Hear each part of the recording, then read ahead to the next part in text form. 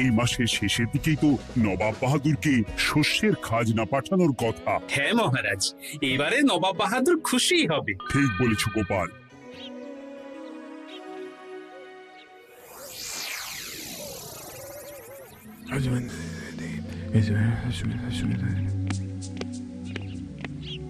প্রণাম খাম্বাজরাজ। ওই তো কৃষ্ণনগরের মন্ত্রী চলে এসেছে। ও, এর কথাই তুমি বলেছিলে? হ্যাঁ, ওই রাজ্যের সব খবরাখবর আমায় দেয়। ইনি কে? ইনি হলেন জমিদার কেশকান্ত বর্মন, আমার রাজ্যেরই দক্ষিণ পশ্চিম গ্রামের জমিদার, আমার প্রিয় বন্ধু। নামটা বেশ অন্যরকম, কেশকান্ত। আসলে ওদের বংশ পরম্পরায় সকলের উন্নত ঘন কেশ আছে, তাই ওদের পরিবারের সবারও নামে একটা করে কেশ আছে। আমি খাম্বাজ রাজের সৌমিত্র এবং সুপরামর্শদাতা। কিছুদিন আগে আমার মাথায় খুব খুশকি হচ্ছিল, মাথার চুল পাতলা হয়ে আসছিল। কিন্তু আমার পরামর্শে একটা তেল মাখতেই মহারাজের মাথার চুল এখন ঘন হয়ে উঠেছে, আর কোনো সমস্যা নেই। বাবা বাবা, ভালো ভালো ভালো। এবার তাহলে কাজের কথাটা বলে দিন। এবারে তো শুনলাম তোমাদের রাজ্যে অনেক ধান উৎপাদন হয়েছে, তাই স্বাভাবিকভাবে নবাব বাহাদুরের কাছে রাজস্ব অনেক বেশি দেবে, কি তাই তো? হ্যাঁ, এবারে রাজস্ব দানে কৃষ্ণনগরে প্রথম হবে। না, তা হবে না। নবাবের কাছে অত ধান পৌঁছবে না, এমনকি কৃষ্ণচন্দ্রের কাছেই চাষিরা বেশি ধান রাজস্ব দিতে পারবে না। সেটা কি করে হয়? পাকা ধানে মই দিতে হবে। বললাম না, ও আমার সুপরামর্শদাতা। হ্যাঁ, আমার মন্ত্রীকে বাণিজ্যের কাজে বাইরে পাঠিয়েছি কিছুদিন, তাই কেশকান্ত মাঝে মধ্যেই আমার কাছে আসে, গল্প গুজব করে আর সুপরামর্শ দেয়। কিন্তু আমি কি করব? তুমি রাতের অন্ধকারে চাষিদের ধান জমিতে পাকা ধানে মই দিয়ে দাও, এমন ভাবে কাজটা করবে যাতে কাক পক্ষীতেও টের না পায়। আর তাতে আমার লাভ? প্রত্যেক বছর নবাব রাজস্ব দানে বিজয়ীকে 3000 মোহর দেয়, আমি তোমাকে তার থেকে 1000 মোহর উপহার দেব। 1000 মোহর? হ্যাঁ হ্যাঁ, যাও যাও যাও, কাজটা শুরু করে দাও। আচ্ছা।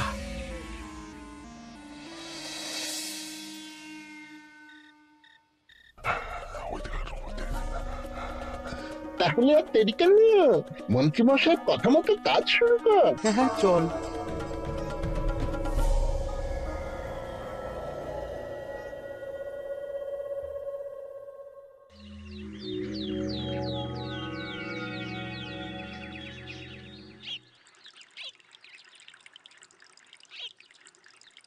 এবারে তো চাষাবাদ বেশ ভালোই হয়েছে। আশা করি নবাব বাহাদুরের কাছ থেকে এবারে আমরাই পুরস্কার পাবো। হ্যাঁ মহারাজ, সারা বাংলায় কৃষ্ণনগরের মতো উৎপাদন এই বছরে কোথাও হয়নি। সর্বনাশ হয়ে গেছে মহারাজ, সর্বনাশ হয়ে গেছে। কি সর্বনাশ হয়েছে গো পুটির বাবা? গতকাল রাতে আমাদের সব জমির পাকা ধানে মই দিয়ে দিয়েছে। সে কি? এবার আমরা কি করব মহারাজ? কাদের কাদের জমিতে হয়েছে এসব? যেই জমিতে তাকাবেন সেই জমিতেই এই কাণ্ড, ধান ঝরে সব মাটিতে পড়ে আছে। এবার আমরা কি করব? হায় হায় হায়, এবার আমাদের রাজ্যের কি হবে? নবাব বাহাদুরকে তো জবাব দিতে পারবো না। বড় বিপদ হয়ে গেল, রাজ্যে গ্রহের প্রকোপ নেমে এলো। ও, আর কদিন পরেই আমার টেকে আসবে 1000 মোহর। ঠিক আছে, তোমরা সবাই এখন বাড়ি যাও। না, আমার মন মেজাজ ভালো নেই।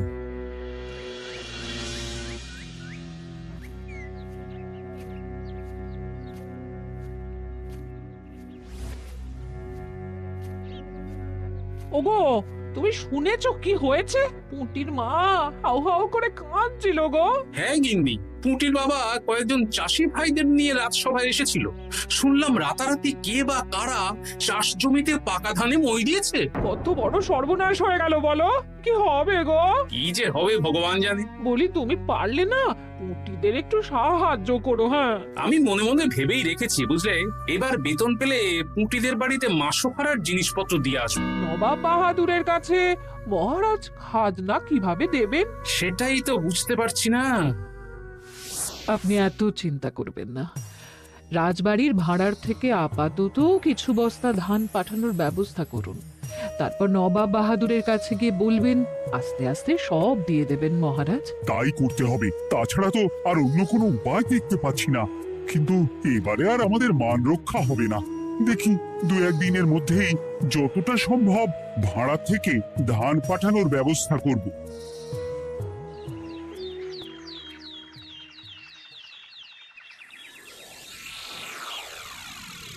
এই বছর 10,000 বস্তা ধান রাজস্ব এসেছে খাম্বাজ রাজ্য থেকে, 7,000 বস্তা ধান এসেছে বর্ধমান রাজ্য থেকে, আর মাত্র 100 বস্তা এসেছে কৃষ্ণনগর থেকে। তাই এবছরের বিজয়ী রাজ্য হচ্ছে খাম্বাজ রাজ্য। খাম্বাজ রাজ্যের রাজার হাতে 3,000 মোহর উপহার হিসেবে তুলে দিচ্ছেন। আর কৃষ্ণচন্দ্র, তোমার রাজ্যের এরকম হাল কেন? এবারে আমাদের সমস্ত রাজ্যের পাকা ধানে কেউ বা কারা মই দিয়ে দিয়েছে। সেসব তোমার মাথা ব্যথা। আমার ধান কোথায়? 100 বস্তা ধান রাজস্ব, কম করে 800 বস্তা ধান রাজস্ব দেওয়ার কথা, কিন্তু তুমি তোমার কথার খেলাপ করেছো। এই বছর আমি নিরুপায় জাহাপানা। আমিও নিরুপায়। হয় তুমি আগামী 1 সপ্তাহের মধ্যে আমাকে 5,000 মোহর দেবে, নইলে কৃষ্ণনগরের সিংহাসন থেকে সরে যাবে। এত বড় শাস্তি দেবেন না নবাব বাহাদুর। আপনি অন্তত মাস 6 সময় দিন, আবার ধান চাষ করিয়ে আপনাকে প্রাপ্য ধান দেওয়া হবে। বেশি কথা বলছো কৃষ্ণচন্দ্র। তুমি 5,000 নয়, 6,000 মোহর 1 সপ্তাহের মধ্যে দেবে। বেটা গোপাল বেশি পাকা, অত কথা বলতে কে বলেছিল? গোপাল, এটা তুমি কি করলে? হায় হায় হায়! সর্বনাশের সময় যখন ঘনিয়ে আসে, তখন বিপদের উপর বিপদ এভাবেই আসে। আমার পাওনা। আরে এখন না, তোমাকে পাঠিয়ে দেব। ওই দেখুন, খাম্বাজ রাজের সাথে কথা বলছে। এখন বেশি কথা বললে কৃষ্ণচন্দ্র আর গোপাল সন্দেহ করবে। চলুন তো দেখি ওখানে গিয়ে কি কথা বলছে।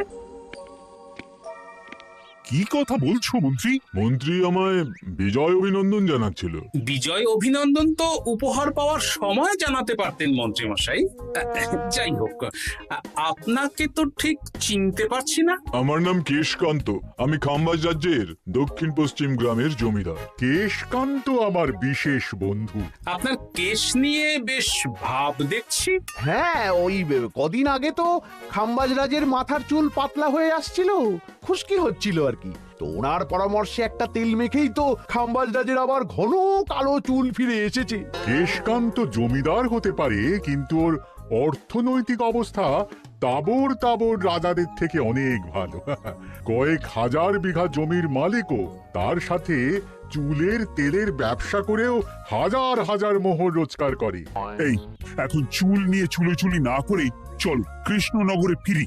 এমনিতেই মন মেজাজ খারাপ, 1 সপ্তাহের মধ্যে আবার 6,000 মোহর জোগাড় করতে হবে। হ্যাঁ, চলুন চলুন।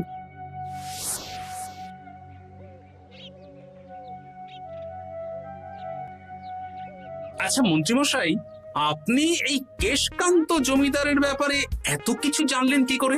ওনার সাথে তো আমাদের আজই প্রথম দেখা। হাওয়ায় কত খবরই ভেসে আসে, সেরকম আমার কানেও এসেছিল। সব বাদ দাও। গোপাল, মন্ত্রী, দুজনেই ভাবনা চিন্তা করো কিভাবে 6,000 মোহর জোগাড় হবে।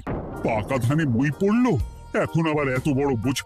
আমার কাছেও মহারাজ বেশি অর্থ নেই, সব মিলিয়ে মিশিয়ে ওই 150 থেকে 200 মোহর মতো আছে বাড়িতে। যদি বেশি থাকতো আমি আপনাকে নিশ্চয়ই সাহায্য করতাম মহারাজ। তাও করতেন কিনা সন্দেহ। তুমি চুপ করো। মন্ত্রীমশাই ওই লোকটাকে জানলো কি করে? এই লোকটাকে তো আগে দেখারই কথা না। না, ব্যাপারটা নিয়ে ভাবতে হবে। চলুন চলুন।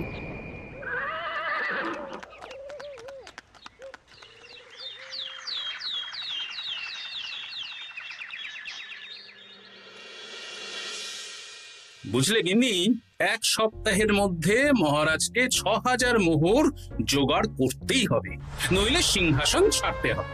এখন কিন্তু আমাদের উচিত মহারাজের পাশে দাঁড়ানো। কিছু ভেবেছো কি? আপাতত আমার বিয়েতে পাওয়া আংটি বন্ধক রাখবো, আর তুমি যদি... হ্যাঁ, আমার যে দুটো গয়নাগাটি আছে ওগুলো বন্ধক রাখো, পরে আস্তে আস্তে ছাড়িয়ে নেবো খন। দেখি বাকি সভাসদদেরকেও বলবো, যে যতটা পারে। তারপর ভগবানই ভরসা।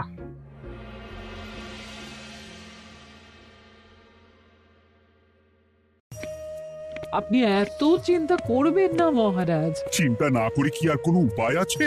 সিন্ধুকে যা আছে তা দিয়ে 3000 মোহর হয়ে যাবে, কিন্তু তারপর আর কি করব?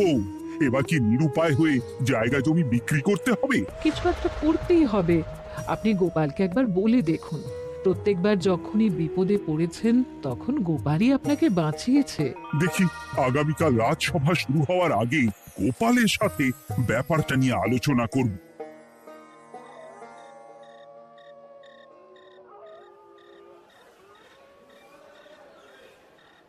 এই যে শ্যাকরা, কি করছো?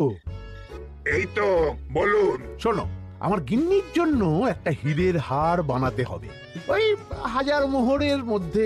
1000 মোহরে তো হীরের নাক, কান, গলা, হাত, পা সব গয়না, এই সব গয়না হয়ে যাবে মন্ত্রী মশাই। তাহলে বানাও, এই নাও 1000 মোহর।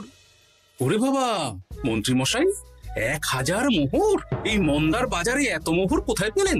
গতকালই তো বললেন আপনার কাছে 150 থেকে 200টা আছে। সে যেখান থেকেই পাই তাতে তোমার কি? না, আমার কিছু না। শ্যাকরা, আমি কয়েকটা গয়না বন্ধক রাখবো।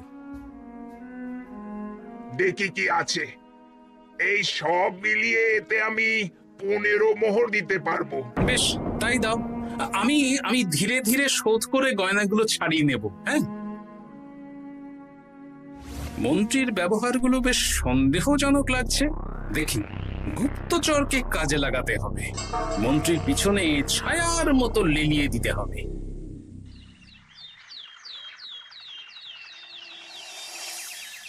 মহারাজ, আমি চেষ্টা করছি আপনার এই মোহর কিভাবে জোগাড় করা যায়, আপ্রাণ চেষ্টা করছি। দেখো, বা আমি 3000 মোহর পারবো, কিন্তু তার বেশি হলে জায়গা জমি বেচতে হবে, হাতে যে বেশি দিন সময়ও নেই। আচ্ছা মহারাজ, দেখছি। তবে মন্ত্রীমশাই চাইলেই আপনাকে 1000 মোহর দিয়ে সাহায্য করতে পারতেন, কিন্তু উনি তা না দিয়ে ওনার গিন্নির গয়না বানাচ্ছেন, হীরের গয়না। কি মন্ত্রী তো কালকেই বলল ওর কাছে 150 থেকে 200 মোহর আছে মাত্র। 1000 মোহর কোথা থেকে পেল? সে উনিই জানেন। তবে তার খবর খুব তাড়াতাড়ি আশা করি পেয়ে যাব মহারাজ।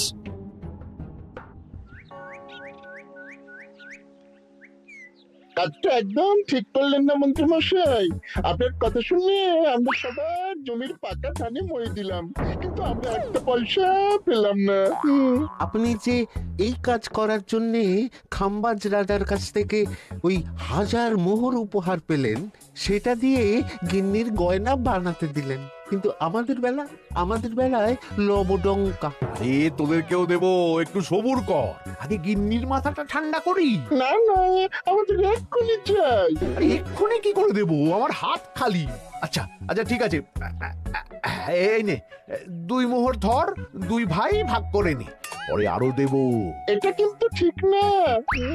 এসব আলোচনা খোলামেলা জায়গায় করা উচিত না। উফ, পরে তোদের সাথে কথা বলবো, এখন যেতে দে, বাজার করব, তারপর আবার রাজসভা আছে।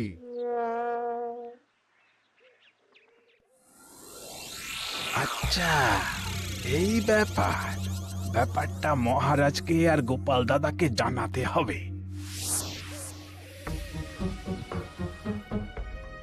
গোপাল দাদা, মহারাজ আসল খবর পেয়ে গেছি। কি খবর? আমি একটু আগে শুনলাম। কাজটা একদম ঠিক করলেন না মন্ত্রী মশাই।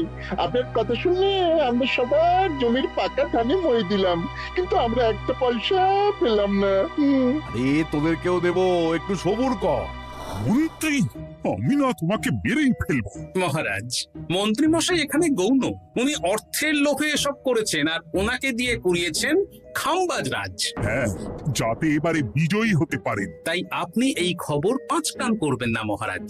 আমি খাম্বাজ রাজ আর ওই কেশকান্তর কাছ থেকে ক্ষতিপূরণ ঠিক আদায় করে আনব। কিন্তু কিভাবে? শুনুন তাহলে।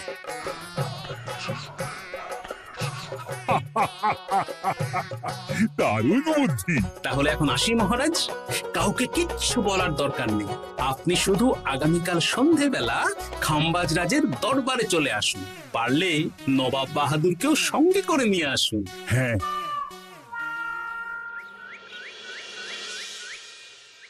প্রণাম খাম্বাজ রাজ। কে আপনি? আমি হতাশ রঞ্জন, পশ্চিমে থাকি। কি চাই বলুন? কিছু চাই না, তবে একটা কথা শুনলাম তাই বলতে এলাম। কি কথা? আমি শুনলাম মহারাজ আপনার মাথার চুলগুলো সব নকল। আমার এত সুন্দর চুল সব নকল? ফাজলামো হচ্ছে। আমি যদি প্রমাণ করে দিই আপনার চুল নকল, তাহলে কি? তাহলে আপনি আমাকে 100 মোহর দেবেন। আর প্রমাণ না করতে পারলে আমি আপনাকে 100 মোহর দেব। বেশ, দেখো, এক্ষুনি দেখো, আমারই তো 100 মোহর লাভ হবে। এখন না, আজ সন্ধে বেলায়। বেশ বেশ, তখনই এসো। এবারে জমিদার কেশকান্তর বাড়ি যেতে হবে।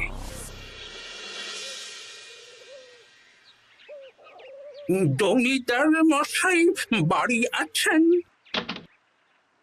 কে মশাই আপনি? না, আমি হতাশ রঞ্জন, পশ্চিমে থাকি। আমি বিশাল ক্ষমতাশালী লোক। কিসের ক্ষমতা? আমি রাজাদের মারধর করি, চুল ধরে টানি, শাস্তি দিই। এসব কি উল্টোপাল্টা বলছেন? খাম্বাজ রাজ আপনার বন্ধু না? হ্যাঁ, প্রিয় বন্ধু।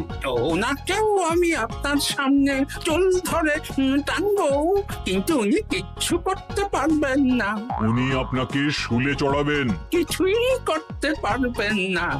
বললাম না, আমি বিশাল ক্ষমতাশালী লোক। বিশ্বাস হচ্ছে না তো? তাহলে বাজি ধরুন, 10,000 মোহরের বাজি। 10,000 মোহরের বাজি? হ্যাঁ, আজ আমি খাম্বাজ রাজের রাজবাড়ি যাব, আর আমার শক্তি প্রদর্শন করব। ওনার চুল ধরে টানা হেঁচড়া করব, ওনাকে আহত করব, কিন্তু উনি আমাকে কিছুই করতে পারবেন না। বেশ রাজি, বাজি 10,100 মোহর দিতে পারবেন তো? হ্যাঁ, আমি বাজি হারলে আপনাকে দেব 10,100 মোহর।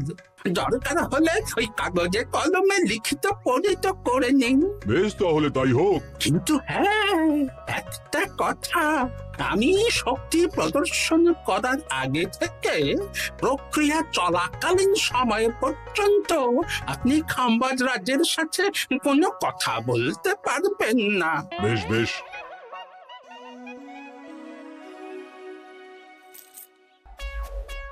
তাহলে শুরু করি। শুরু করো। এবার আমি প্রমাণ করেই ছাড়বো।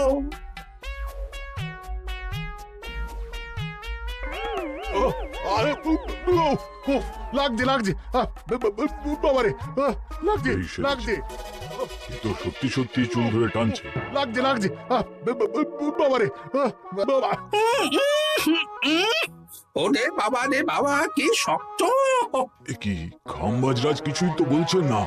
তাহলে কি আমি হেরে গেলাম? না না, খাম্বাজ রাজ, আমার ধারণা ভুল।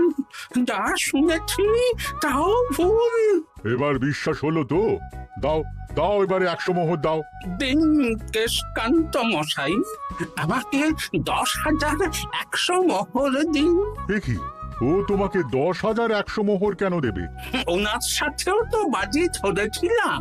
কি বাজি? আপনার এখান থেকে বেরিয়ে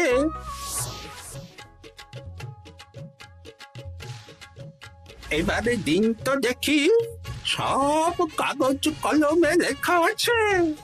এই নাও। হায় হায় হায় হায়। সাবাস গোপাল, সাবাস, তুমি আমার মুখ রক্ষা করেছো। গোপাল, কৃষ্ণচন্দ্র, নবাব বাহাদুর, আপনারা? হ্যাঁ, আমি গোপাল। এটা ছাড়া আর কোনো উপায় ছিল না খাম্বাজ রাজ। আপনি আমাদের মন্ত্রীর মাথা খেয়ে যে জঘন্য কাজটা করিয়েছেন, সেটা তো আর প্রমাণ করতে পারতাম না। তাই ছলে বলে কৌশলে আপনার প্রিয় বন্ধুর কাছ থেকে আদায় করে নিলাম। হ্যাঁ নয়, হ্যাঁ।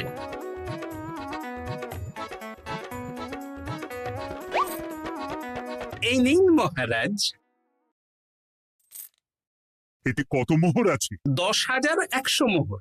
এর থেকে 100 খাম্বাজ রাজকে দিন, 6,000 নবাব বাহাদুরকে, আর বাকিটা আপনার কাছে রাখুন। এত ধান নষ্ট হলো।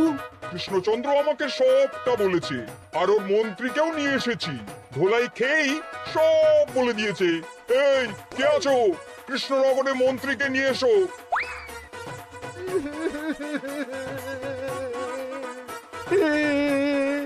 মার খেয়ে আমি সব বলে দিয়েছি খাম্বাজ রাজ। উদ্ধার করে তো জাহাপানা, আমাকে ক্ষমা করে দিন। এর কোনো ক্ষমা নেই। তোমাকে আমি কারাগারে বন্দি করব। হায় হায় হায়, সামান্য টাকার লোভ করতে গিয়ে পুরো মাঠে মারা গেলাম।